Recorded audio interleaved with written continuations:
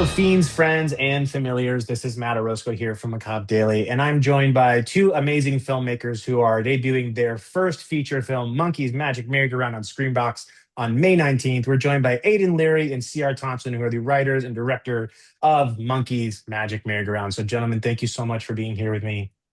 Thank you so much Thank for having you. us. Well, I'm so happy to have this conversation. As we were talking about before I hit the record button, when we spoke with when my friend Sean and I spoke with Joe, he was so complimentary about you both, and in particular the chance to getting to not just work with you on this film, but also impart some of his knowledge and wherewithal about the industry, so that he can help enable the future filmmakers like yourselves. So, first, congratulations to you both for not just a really outstandingly weird and awesome movie, but also you're getting it picked up. Like that doesn't happen often or easily. So kudos to you both. Thank Thank you so you. much. Thank you. My first question is going to be a little bit kind of foundational, and I'm sure you both have answered these before. So the things around like the inspirations for this, because I'm going to be 41 next month. Mr. Rogers was a part of my syndicated childhood. And I could never imagine a situation where Mr. Rogers wakes up in amnesia, and the king of, I forget the king's name, the king tries to kill him or something like that, or King cut his Friday the hand off. 13th. Right. So what was the inspiration, the genesis of this idea that ended up becoming Monkey's Magic Merry-Go-Round? Yeah, it started very, very initially as an idea in the back of my head for like I just wanted to make something because I was post college back at home for a little bit and I hadn't made anything for a minute. So I was like I want to do like a little analog horror YouTube series maybe that's like about spooky puppets, just basically as an excuse to design and build some puppets. And I was talking to Aiden about the idea, and in talking to him about it, it just kind of spiraled into like, oh, but what if we go more Mr. Rogers with it? What if we have a host? And then it turned into like this real feature length version of this initial concept. Yeah, I grew up on well, so I didn't have cable when I was a kid. Yeah. So I PBS grew up, kids. yep, Yeah. I grew up entirely on PBS and VHS tapes. Like Yep. those are the two things. And so yeah, Mr. Rogers' Neighborhood, um, Between the Between the Lions. Lions, Sesame Street. Blue's Um, Clues was a big one for me. yeah, for those cable kids, Blues Clues was pretty Yeah. huge. Well, I had VHS tapes. I had VHS tapes of Blue's Clues as well. So it kind of came from all those different things. And on the other end, for me, CR pitched to me this idea of a spooky children's show that goes haywire. And I was like, cool, let's add a monkey. And the reason for that was because when Most I things was, are better with the monkey, so it's not like it's it's a bad always better no. with a monkey. Yeah. And for me, when I was a kid, when I was 3 years old, around the time I was consuming constant, PBS media, um, I somehow developed this fear. Most children have a monster in their closet, right? For me, I used to have nightmares about a monkey puppet in my closet. I think it might have been inspired by the monkeys from Between the Lions, but there was this guy that would like live in my closet, and when I was trying to sleep, he would come out and like claw at me with his hands. Um, That's and terrifying. yeah, yeah, it was one of those things where when I was a kid, I was so scared of it that I was even afraid to say the word monkey. I Because that was the name. I was afraid that if I said the word monkey, that he would come out and get me. mean, I Um, still won't say Candyman in the mirror, so I'm with you there. Yeah. Yeah. exactly. So, um, it was one of those nightmares as a kid that just became such a big fear of mine that it instilled itself as a memory, even beyond feeling like a dream. It felt like something that I experienced, even though it was, just a nightmare. And so when we were making this film, we basically wrote that guy into the script. We collaborated with, actual children's show puppet makers to make that guy, and with a puppeteer from PBS's Don Quixote Yeah. uh, That's to cool. to bring that to life, which is produced by Fred Rogers Productions. Yeah. So, our roots are 1000% in children's A lot of TV. our set builders A came lot, from there a too. lot of our crew, our composer, all came from Yeah. children's TV, PBS, and things like that. And then we said, "Hey, can you do that but scary?" Yeah, but make it not for kids this time, right? Yes, exactly. Well, Yeah. I mean that's a pretty like one. I think the it's obvious that there's the influences I think from the children's programming, but I think it's also so fascinating because you both, and I'm going to make some assumptions here. You can certainly correct that. Like you're a little younger than I am, so therefore, like your version of children's television was like different. You know, like kind of like when I was like my sister's younger than me. Like Barney was bigger for her than it was for me, whereas like Yeah. Yeah. Yeah. I was watching more of like Eureka's Castle and like Mm. some just stuff that's I don't think is even around anymore. Yeah. Um, but what I think is also really interesting is just the visual look of the film. It's got this kind of almost dreamlike haze to it, which obviously plays into the amnesia element of the character. But um, talk a little bit more about like why that was important as far as the visual look of the film, because it's one of the things that stands out is that you kind of feel this sense of discomfort because you can't really adjust to your surroundings, so they don't feel completely real. Totally. So I'm gonna steal a term from one of my favorite filmmakers, Wes Craven, um, because his philosophy with film was he liked to make films that take place within a rubber reality. And for him, that meant it's usually based on something familiar, right?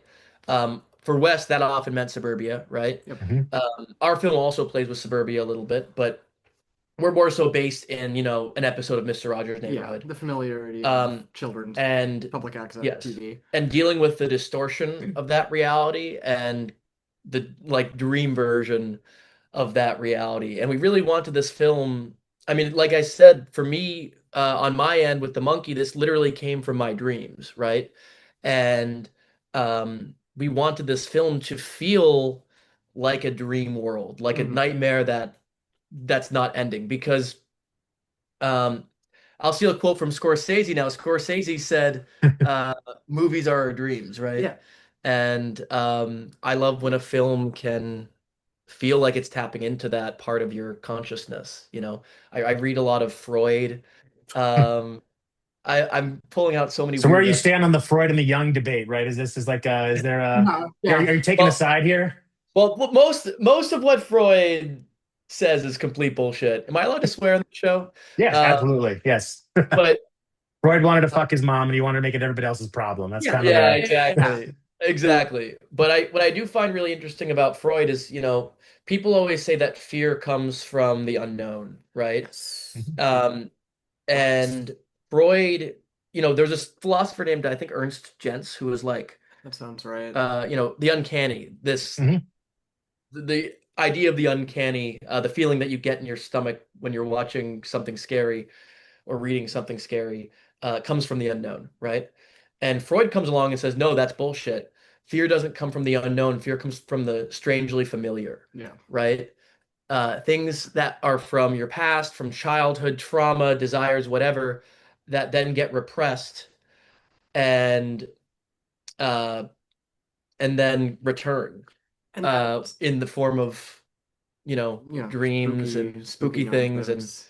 And that's another big part of the kind of like fuzziness of the movie is we really wanted it to feel for, the first little chunk of it at least, like a VHS tape you could have found as a kid, popped in, and been like, oh, look at this cool kid show. Like, so that kind of hazy, this is, a VHS tape that's been watched a few too many times. It's the yes, third printing of it kind of look. We wanted that to feel authentic, as well as the set.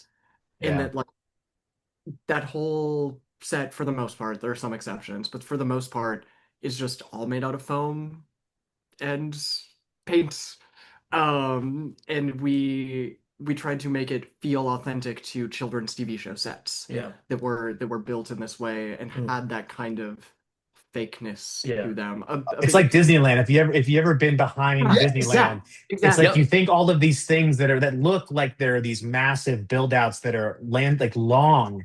They're actually not. They're just really well constructed to should give you depth. But Yeah, behind them, they're just flat.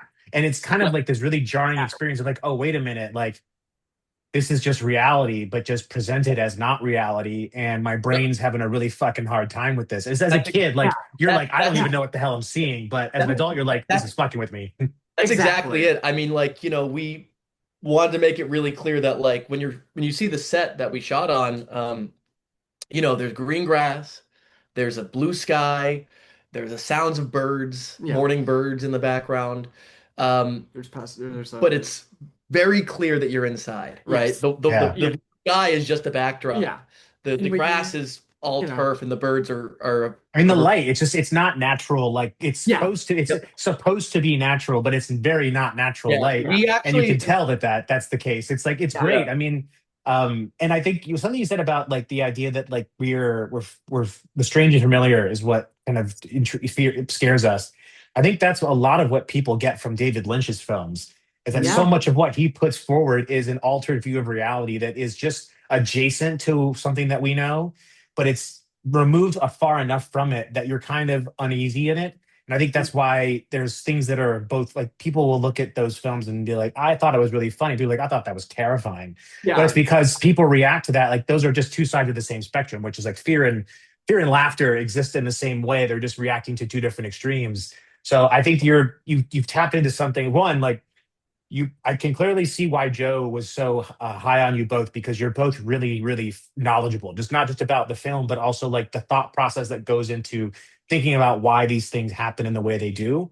And I just want to commend you both for like, just in this short moments we've been talking, like I'm always like, shit, you guys know a fucking lot about what you're doing.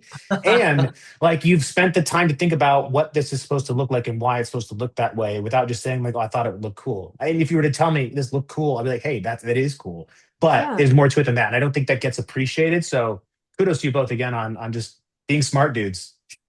that means so much. Yeah. Thank you. Well, and that was also kind of part of the marching order for the kind of VHS haze of the film, is like, I'm a big analog horror fan. I grew up watching Marble Hornet stuff on YouTube. I love Chris Straub's work with like Local 58 and all that jazz. Um, and something that I wanted to be very deliberate about with the movie when we were writing it was like, I don't want it to just be like, oh, something scary happens, we're gonna glitch it, so it's a jump scare. Like, Right. we wanted the glitches. Stinger.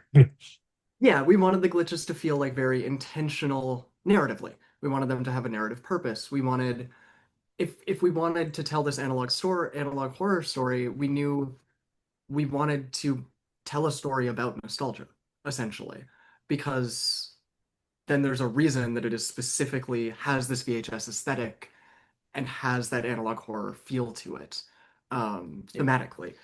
Yeah, that, and we watched nonstop children's TV while we were making this film. Like, spent hours, and it's such a universal experience, right? Like you were saying, you grew up on something else from someone else, and everyone has their own version of Yeah. that format, right? Yeah. But it goes all the way back to the beginnings of TV with Howdy Doody. Howdy Doody. Yeah. Yeah. And it's continuing now with, like, my little cousin grew up on Doc McStuffins, which is Yeah. animated but still playing with the same format of human I hosts. mean, Miss Rachel, she's been a huge Yeah. aspect of like, huge influence for kids. And she's cut from the same cloth as all of those that have come before. I mean, I used to watch Bozo as a kid, which if you watch old Bozo shows, it's like, what the fuck? Like, this looks like the Yeah. scariest kid show I've ever seen in my entire life. Yeah. Some of it's because it was on like a Chicago public access channel for the longest time, and then syndicated, so that they didn't get the production.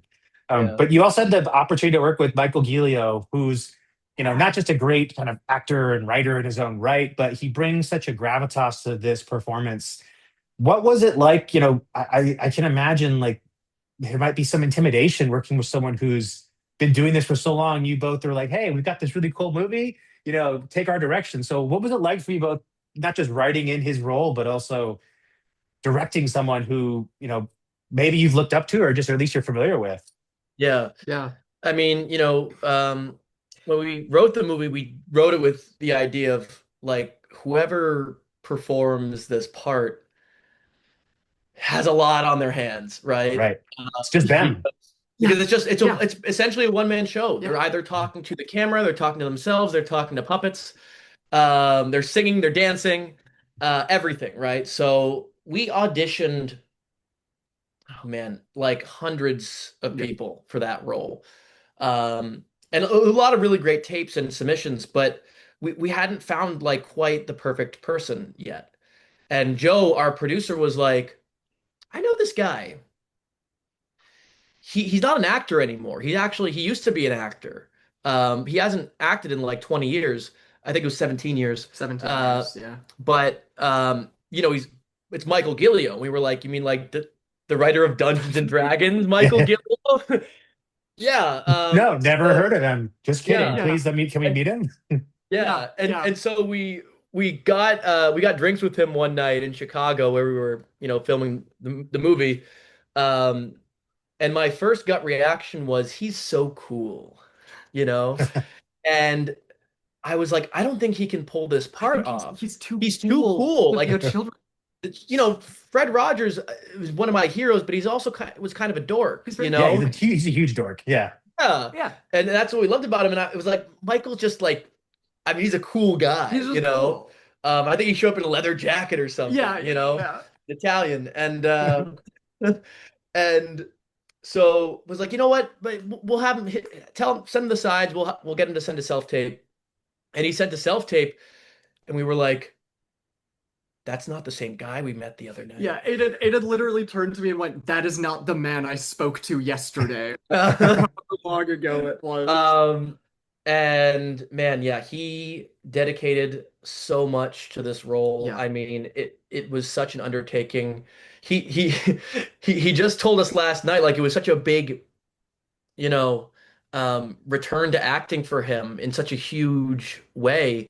He told us last night, and I didn't know this, that a Yeah. few days before filming, he almost called me and said, "I'm so sorry, I can't do this." Yeah. Oh Uh, wow. because it was just so. I mean, when you've seen the movie, when Yeah. people see the movie, Yeah. you'll see how crazy of a It's role it is. And yeah. thank God he didn't Yeah. drop, not just I because we would have been screwed, but because, like, you know, he's no one else could have done that he the br way he did it. he brings such a warmth to the role.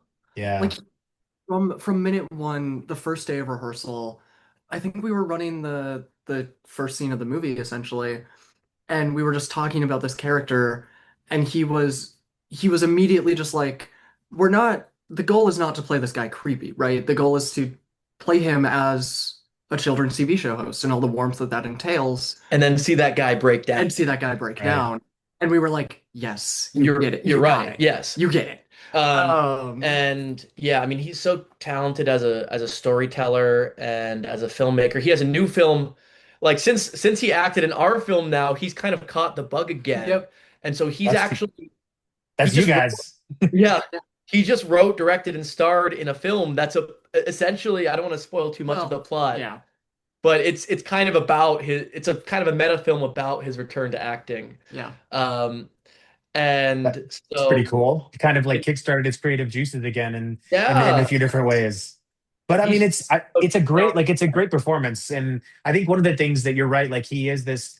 There's an immediate vulnerability on display from him that you could just can gravitate towards, and I think that's what makes the slow descent into madness that much more hard to stomach because this, like, I think one of the things that's really hard to do in horror these days, but is done really well here, is actually make you uncomfortable in your skin because you're watching something happen to somebody that you're deeply empathizing with. And everything that's happening to him is not like he deserves it. You know, like there's nothing like he's done necessarily that makes him be the target of this ire. It's just like, this is a, not to go into the spoiler, but it's just like, it's a bad situation. And like, he's dealing with this nightmare essentially. And that to me, I think that's the part that people connect with because we are have to watching him the whole time.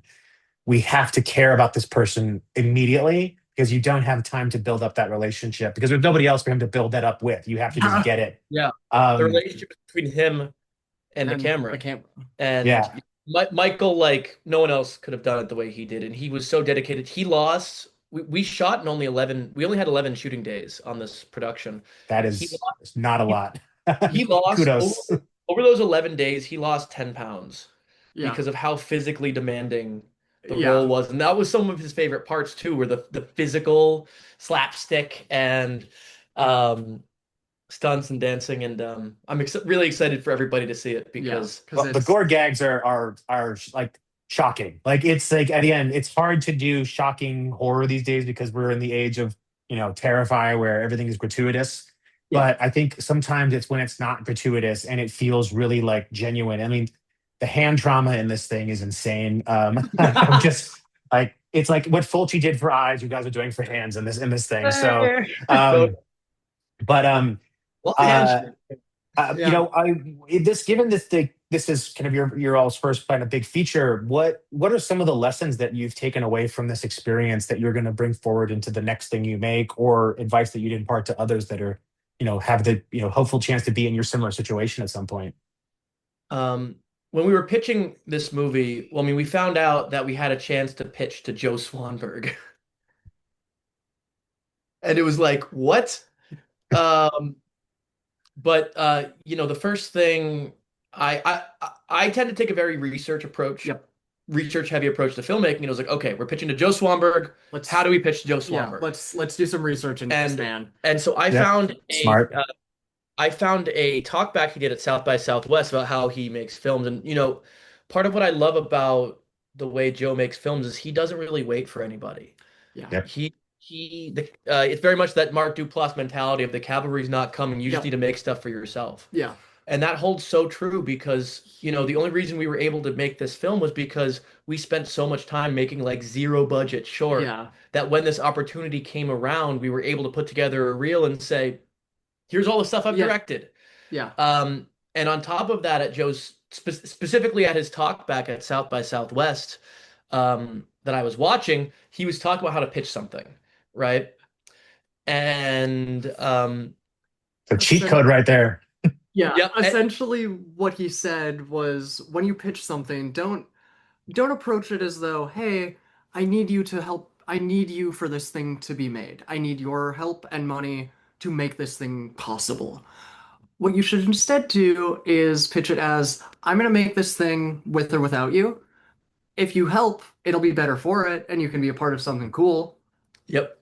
But And either way, it's going to happen." and I was like, okay, we're gonna pitch it to Joe exactly like that. And it was Did he pick insane. up on that at all? We told him We told him eventually. later, and he was like, really cool. Yeah, he was just like, "What can I say? I'm an easily manipulated man." Yeah. I mean, honestly, I think one, it'd be really funny if he's like, oh, he rejected it, right? And like, it'd be a totally different story. Be like, wait a minute, you told us this is how to do it. Yeah. But, Yeah. I mean, that's a really good point. And I think that it exudes a level of confidence that I think is often missing in the pitch, which is, people pretend like, oh, this won't happen without anybody else. But instead it's like, no, like you want to Yeah. be like, do you want to be a part of something pretty cool or not? Like if you don't want Yeah. to be, hey, it's gonna happen anyway, you can catch it on VOD. Or you can Yeah, have your name in the exactly. credits. Like, where do you want to be? It's a very Yeah. assumptive close, if you will. And it's so hard to do. I mean, we It is pitched to really Joe. hard Oh to yeah, We brass cojones, guys. I mean, that's a Yeah. we sold this script about a year and a half out of college. Yeah. So it was to do that, to pitch, to walk up to Joe Swanberg and be like, we're making this either way. Um, And if I remember right, after that meeting, our kind of mentality is Aidan was like, "I don't know if he's sold on me as director. I don't know if he's sold on you as editor, but he seems to like your concept art for the puppets, so we might have some involvement there." And then like a few months later, um, Aidan called me and was like, I I've heard some rumblings and I think they might just want us." And I think my first reaction was, "What the fuck are they thinking?" but Because I was just like, it's "What do almost you kind of like, worked?" well, it's almost kind of like, like you walked into that meeting and you're like, oh, all right, chest puffed, like ready to go. But then like as soon as you get out, you're like, oh my God, back to Exactly. slouch. Like I'm so uncomfortable. Like what just happened? Like, did I really act like that? Because I think it's not natural to have that kind of assumptive attitude towards life because oh, but it's a very fine never. line between being an asshole and being being kind of someone who's confident. And so I think Yeah. Yeah. that if you take that the wrong way, it's like, hey, I'm making this movie without you or not, you piece of shit. It's like, hey, all right, Yeah. well, I don't Yeah. want to work with you. But it's like, hey, I've got a really cool idea. I'm making it no matter what. But if you were to help, here's how here's the difference it could make. Mhm. But either way, this is going to be great. And I think that you don't have to be confident all the time. You just need to be confident at the right time. Yeah. And you're describing Joe Swanberg in a nutshell, he's so positive Yeah. and at least on our film was constantly supportive and that's why he's had such an amazing career and that's why so many young indie filmmakers have gotten to work, have had great experiences working with Yeah. him because he really brings that to the table and fights for us. And it's always been, I mean, I owe everything to Joe Yeah. Swanberg. Same. Like, Well, I mean, it's awesome. I mean, he's a good person to have in your corner, but also, and just in the short time we spoke with him, and obviously hearing your all's perspective as well, he just seems like a great collaborator. And at the end of the day, that's the through line. Was talking to this with the filmmakers at the Q&A I moderated last night. Like, they work with the same people continuously because you can count on them, you can rely on them. Like, they're good. They're people that work well together. And Yeah. filmmaking is a miracle. Like, it is a miracle yeah, that films get made most of the time, let alone like Yes. yeah, that people even option them. The fact that they actually get to a point where people get to see them. Yeah. yeah, So you need to have people that you can trust and that are going to have your back and support your work genuinely, as opposed to just kind of superficially saying, "Oh yeah, go and do it," but I'm not going to help you, or I'm only going to limit my support to this much. Yeah, I yeah, mean, Joe let us crash on his couch for a period of yeah, time as well. yeah, We crashed in his video. We crashed Oh, in the his video video. store. yeah. Yeah, we like slept there for a few It weeks it was before production put us up It's in kind of a. like a dream, though. Like, it's a kind oh, of like a It bucket was a list thing. I'm dream. like to sleep in a video store. It it was was kind of amazing. the ideal scenario because we would literally during pre-production, Aiden and I would be, just working on various stuff until whatever time, and we'd be like, okay, I think I'm done with work for the day. Let's go up front, grab two tapes, pop them in, then go to bed. Like, Yeah. And once we shot our film, we had the pleasure of we kicked it around Chicago for a few more months. yeah, We've made now what, four films, four features with Joe. yeah, The first was obviously our film, but I went on to AD three other films that he produced, and I and assistant edited yeah, Oh hell yeah! Well, I mean, he did talk about it in terms of like this is almost like I mean, not I want to say investment because that feels like a dirty word, but it's like there's an investment of his time into yeah, ensuring that you all can continue to like produce and like create. Because he mentioned like he likes to work with people that kind of work in a similar fashion, and then just kind of keep them close, and help them grow. And again, that's not I want to say it's an uncommon trait, but it's certainly not like easy to find in in somebody, especially at Joe's level. yeah, yeah, Um, but again, you all need to give yourself some credit because it's not like he's just giving, he's not just handing you the keys to his expertise because, he feels like it, right? You all put a really good pitch together. You have a really interesting idea, and obviously the execution, I think what folks will see on the 19th, like this is a really interesting film. And like, it's got things that are going to resonate with people who have deep fears of like childhood programming, who like fear yeah, liminal spaces, who are like yeah, really frightened by like the uncanniness of like of nostalgia. I mean, even like a film that came out a year and a half ago, 2 years ago, like Mr. Crockett, deals in that similar kind of area, albeit in a yeah. far more, I'd say, kind of like it's different in terms of its tone, but it still deals with the idea of like this uncanny children's host that is just a malevolent or something's happening in the malevolent side of children's programming, Of and course, yeah. kids in danger is always going to be scary. Yeah, I find that to be so interesting in a sense that like there are so many films of this subgenre that have been coming yeah, out recently. I mean, what's so surreal to me about Mr. Crockett is that we actually premiered the same month as Mr. Crockett back in 2024. yeah, We had our festival premiere in November of that year in Leeds, England, and Crockett came out like a month before that. Yeah, it was a And fantastic fest.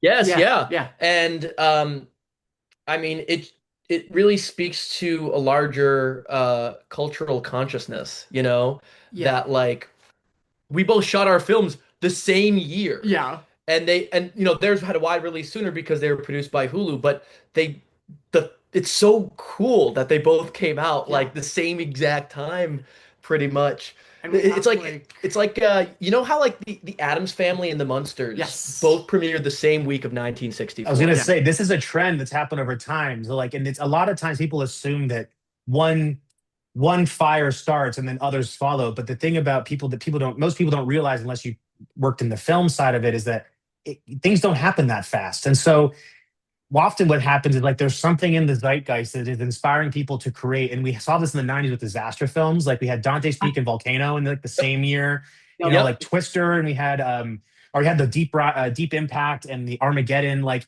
I was, this happens a lot, like in terms of like, and I forget there is like, I remember reading or hearing something about why this happens, because there is like a cycle of trends that essentially happen where these things, they feel like they feel connected, but they're really almost very random. Yeah. It, it almost feels inevitable in some ways with kind of where we're at in terms of like big tentpole movies where like, there's gonna be a however many million dollars He-Man movie coming Right. out. Like nostalgia is and IP and franchise is so big right now in your like big studio network or studio tentpole franchises and movies that it does feel somewhat inevitable to me that that kind of hazy, nostalgic trend, I guess, going on in movies would find its way to horror Yeah, in this way. media's constantly in conversation with itself. Exactly. Yeah. And but on the flip side, the exciting part about that is I was watching an interview that Neil deGrasse Tyson did recently, and he was talking about the difference between science and art. And Oh what's yeah. so cool about science is that, there's really, I mean, we can change perspectives on things scientifically, but there really is only one scientific truth, right? Like you Right. plug in the equation, there's only one correct answer, It's right? objectivity, right? It's objectivity versus Yeah, subjectivity at that point. Exactly. And if Isaac Newton didn't discover gravity, someone else would have, yeah, you know? Um, and he was Neil deGrasse Tyson was talking about how that's the difference between science and art, is that yeah. two people can come to the same conclusion within science, but within art, two different people could try to make the same exact art piece and get a Yep. completely different result. Absolutely. And that's what's been so exciting about seeing this, kind of trend within films recently is you get Mr. Crockett, Buddy's coming out Buddy. soon. Yeah. Uh, Yeah. I actually just worked on a film that was also playing with children's nostalgia horror called Yeah, Playhouse. Playhouse. That's going to be Oh premiering yeah. this That's the one that year. won the Fantastic Pitches last year. Yeah, yep, yep, yep. I was first assistant director on that Yeah, film, I believe and it's your dog. Congrats. I yeah, mean, I'm hopefully hoping to be at Fantastic Fest this year again. yeah, So I think it's premiering at this year's festival. So it is. So hopefully that's, I mean, huge for you all. I know Nicholas Curio, I think, is the guy who's one of yeah, the creators behind it. yeah, He directed it. he's a good friend at this point. Yeah, he moderated the Q&A We just did a screening last night. He moderated our Q&A. Yeah, Ah, Nick's a great guy. And what's so crazy is literally that was his. I mean, he wrote Goat, the Steph Curry movie, but that was his debut feature as a director, and him and his wife co-wrote that film. And literally, they were fiancés at the time. We shot the film, and the week after they got married. wow. Horror and matrimony right there. Yeah, Um, I mean, I found that horror people are. It's funny. People always assume that they watch our film and they'll say, "Are you Are okay? you Are okay? you yeah. fucked?" What happened And to you? what I found is that horror people and horror fans are some of the nicest people in the world. Yeah, It's like heavy metal fans. Like I'm a big heavy metal head, and like Yeah, yeah, people always 100%. assume like you go like they're scared to like go to heavy metal shows. It's like first of all, I've never been better taken care of than I have in like a pit. I've been better taken care of in the pit of a metal show than I have it in hospitals. And so like yeah, there is No, like there's a camaraderie that comes with this association that people have to like an affinity of like of a thing. And you're absolutely right. Like horror folks tend to be some of the most generous folks. And I just said this last night to a group. I'm like, I've been saying this for a while. Like horror fans will watch 90 minutes of garbage for 15 minutes of glory. And that's yeah, because like because we'll talk about those 15 minutes, like that'll become our entire personality for a year. So it's in a deep, but it comes from a place of most people that gravitate to genre do so because they don't feel like they fit in other places. And I think that's yeah, what makes them so kind is that they're used to being rejected and turned away. So you almost either become like an absolute sociopath because you're just like riding this high horse of revenge, or you become like the most empathetic and kind person ever because you know what it's like to be on the receiving end of a lot of hatred and otherness. yeah. And and that was there's you go. sorry, there's also like just to go off that there's some really interesting studies about the experience of watching horror movies and how the literal experience of watching horror movies is emotionally healthy as a release. Yeah, it's And cathartic. yeah, Yeah, and being able to like experience fear and anxiety in a safe setting allows you to be better prepared to experience those same feelings in, not a movie setting. yeah. Uh, Wes Craven yes. was quoted saying that a lot. People would always ask him, "Why do people want to go to the movies and be scared?" And he would say, "People don't want to go and be scared. People are scared." Yes. And movies give people a safe way of confronting Yeah. that fear. And that kind of goes back to the our film, where the central core of what we wanted this film to be at the end of the day is like weirdly an adult version of a children's TV show. Yeah. It Where is. I yeah, mean, Yeah. I you've mean, succeeded. and yes, it involves a lot of blood and a lot of cutting people up and hand hand torture. And That trauma. hand, I'm that hand shit, you guys. That is, people are Yeah. going to be. I mean, when this is out, I can almost guarantee the letterbox results will be like, "Oh, my poor hand." Yes. I didn't know there was that. Like my wife's a surgeon, so like I kind of get to see the gore of like what actual hands look like. So kudos on a highly effective look at what the insides of our hands look like. Yeah. Um, Yeah. my Friend surgeon, and she was like, "That's actually pretty accurate." Yeah. It's pretty Yeah. good. Yeah, I mean, and again, like it's. I was talking to some folks about this last night. There's this idea that you need to have X amount of dollars to make a film. And I don't think that that's true. I think that you need to have the desire to make something, and then everything else will fall into place. But I also think films like Monkey's Magic Merry-Go-Round are a testament to the fact that like it doesn't really matter how much money was made to make it; it looks great. And I think that once something looks good and is entertaining and engaging enough, we don't worry about the set dressing and what's around it and how it got made. It's when it's not entertaining or fun or engaging that we start to question things. So it's like if Sinners wasn't this amazing experience in the theaters and it was a total bomb, people would be totally calling out the amount of money that was made to make, even though there's more monies that have been wasted, more money. We mentioned He-Man earlier, like the irony Yeah. of releasing a He-Man movie, the exact property that sunk and in like one of the largest film Yeah. studios of all time, in Canon Films, like it sunk them. And then granted, they had a bad business process that's not He-Man's fault, but in Dolph we trust. So Yes. all this to say, like you both have put together something that's really fascinating, and I think that people are really going to enjoy watching it. It fits entirely well in the Screenbox library of growing original content, which has been like continues to demonstrate that the future of horror is not necessarily in the studio system. For every obsession, there's 10 other films that haven't been seen by anybody that are just as good. Um, Yes. and my Undertone, for Oh no, go example. ahead.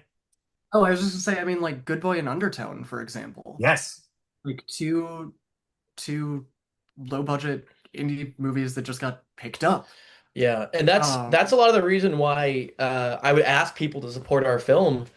Um, is it's bigger than just our one film, yeah, right?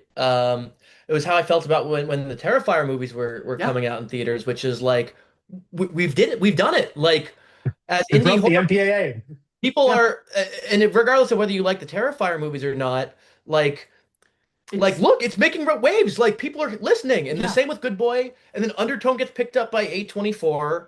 Um, it's like, by supporting these films, we are not just having a great time watching them, but we're also demanding for a higher form of content, yeah, Yes. higher form of art that we're oftentimes not getting from the studio system these days yeah, because um, a lot of the studios today are terribly afraid of risk, yeah, which Yep. is why we're only able to take risks at a lower budget level. Like yeah. when a movie surpasses $100 million budget, you can't take a single risk on No, that film. They need to make what they think can fit a wider audience. yeah, But all the best movies ever come from risk. You know, 100%.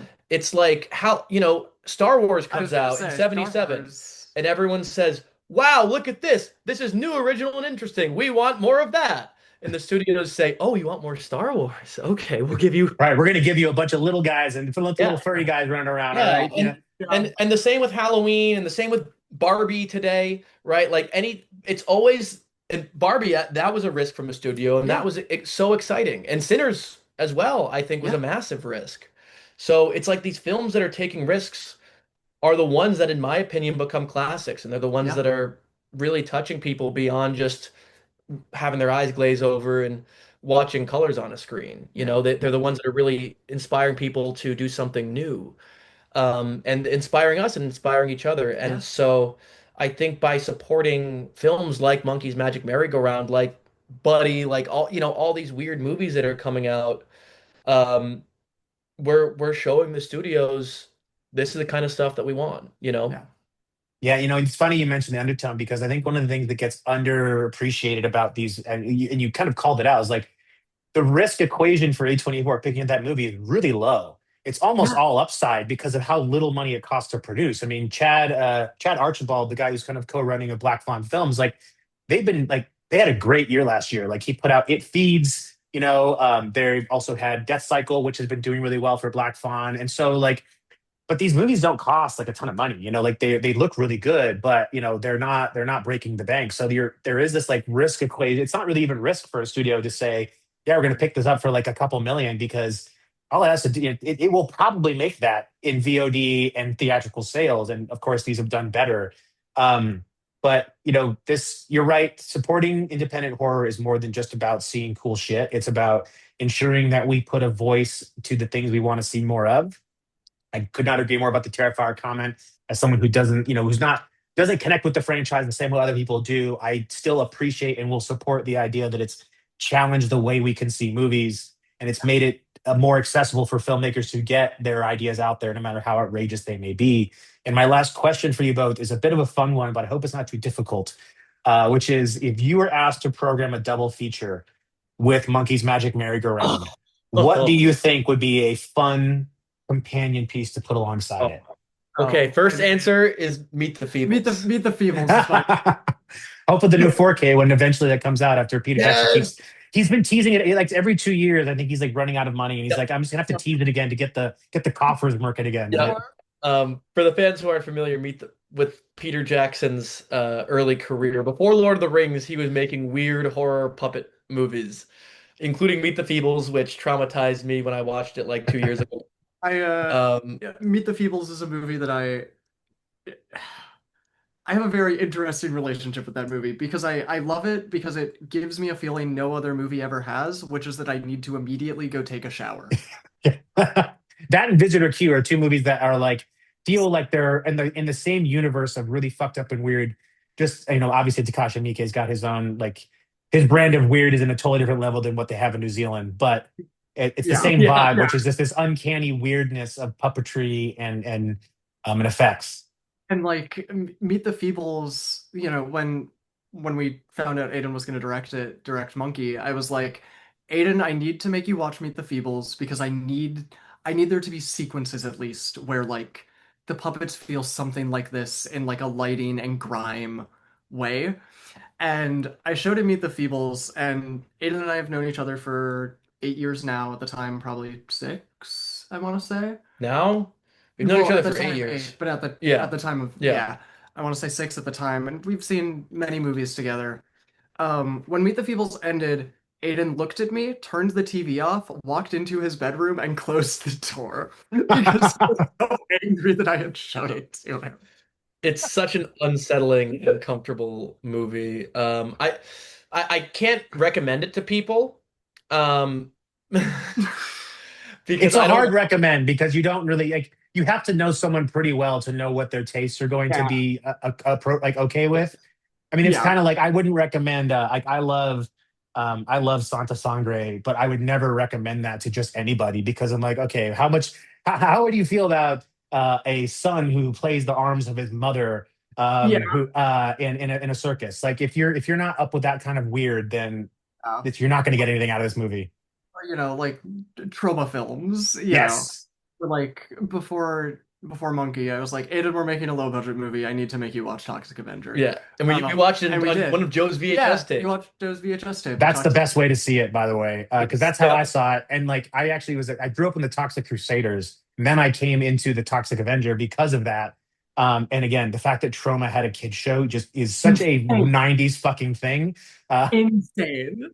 It's like but it's the Rambo TV or the Rambo cartoon show. yes, there was a G. I mean, and also GI Joe is hyper violent. Like, all this stuff was just, it was a different time. Let's put it that way. Yeah. But yeah, I just, to you both, like, I want to say thank you for this time. We could probably talk a lot longer, and I'm sure we can, because I would love to have you both on our podcast at some point just to talk more shop. But also reminding everyone watching this that Monkey's Magic Merry-Go-Round will be on Screenbox on May 19th, which is coming soon. So please, well, by the time this comes out, it'll be like the next day. So please support it, watch it, request it. I think it might even be on, it will be on VOD as well, outside of Screenbox, or is it just Screenbox?